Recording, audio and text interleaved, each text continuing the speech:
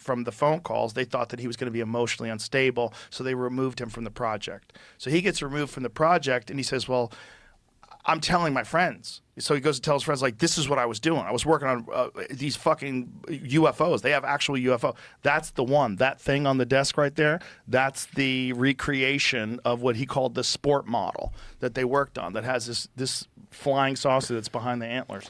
That's like the 3. The classic. It's like the Tesla 3. Yeah. You know what I mean? Right. If you were to... Yeah, the classic. The peppy little... The sport model. Got it. So he brings people out to watch. He said on Wednesday they have these flights and they test these things. I'll take you guys out to the desert. He took them out to the desert. He takes them a couple of times. Then he gets arrested. So he gets arrested and he says, they're going to fucking kill me. I have to go public. So he goes public and tells the whole story. And so he does these series of interviews with George Knapp, who's an investigative reporter in Las Vegas, and they become legendary. He's told the same story for now going on 40 years. And it's an insane But he's story. still alive. He's still alive. Yeah, he did my podcast.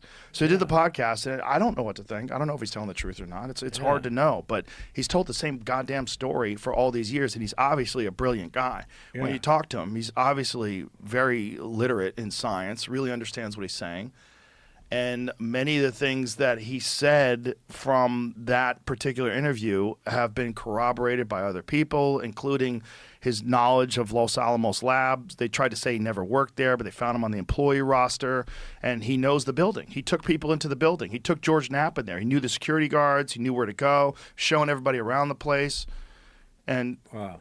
that's our biggest podcast ever because it's so fucking nuts. There's an incredible Jeremy Corbell did an incredible documentary called Bob Lazar, Area 51 and Flying Saucers, and it's all about his experiences there. And it's one of those things where you just you don't know, but it's so weird.